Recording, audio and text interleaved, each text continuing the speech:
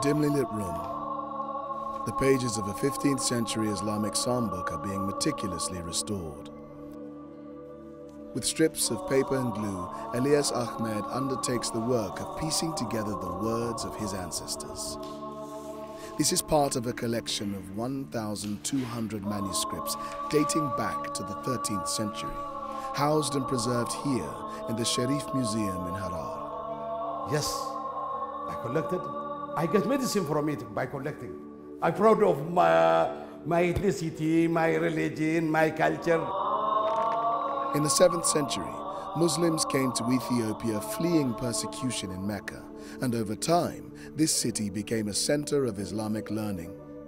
Nowadays, everything was changed. If you are learning Arabic, if you are writing Arabic, and but now it was reviving because everything, our culture is reviving.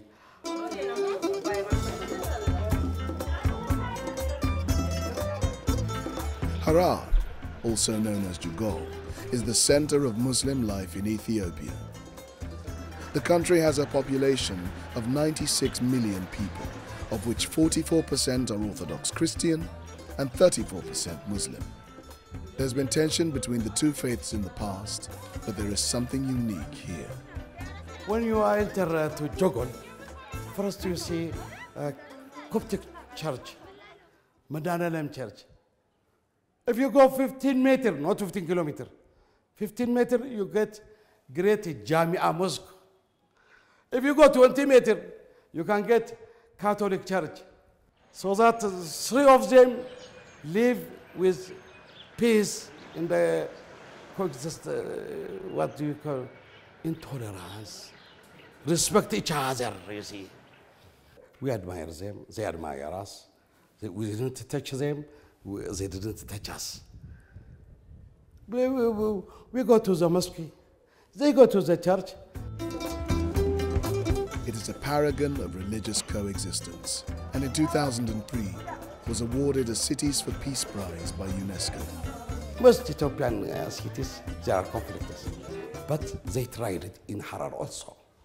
But the people are patient. We have a inter-religious committee in Addis Ababa and everywhere in the country. Work together and support each other.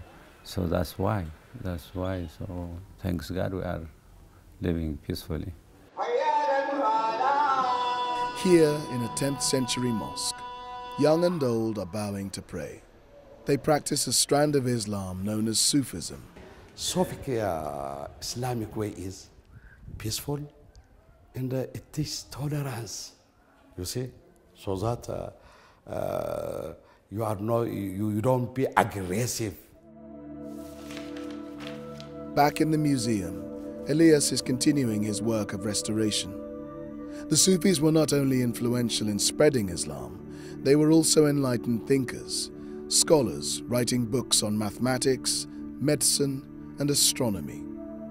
This book shows the sketches of astronomers in Ethiopia back in the 17th century. And today, in the hills outside the capital Addis Ababa, they are staring out into the same skies, making new discoveries.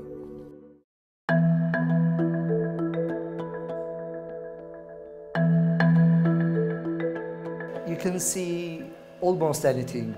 We have taken images of galaxies, stars, clusters, moons, planets, and many other celestial objects in the universe.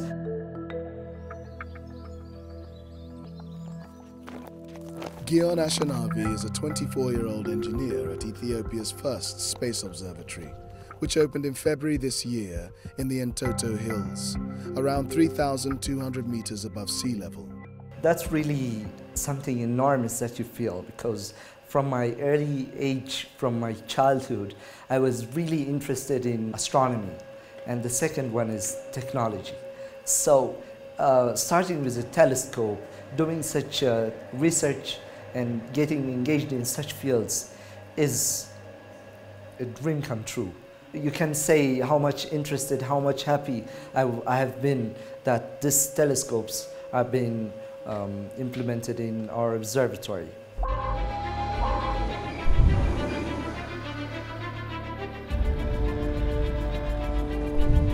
The observatory currently has 2 1-meter telescopes and a small team conducting research.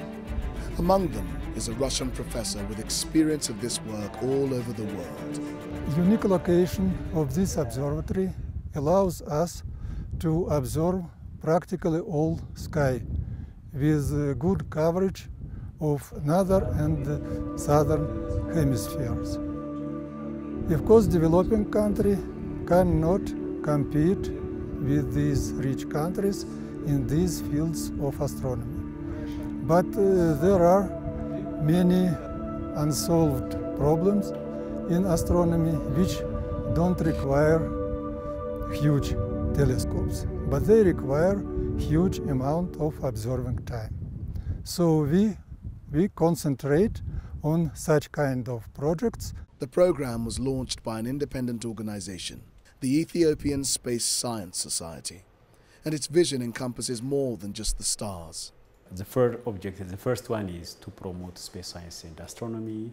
The second one is establish a good research center that can bring all Ethiopian universities and the research centers to work together.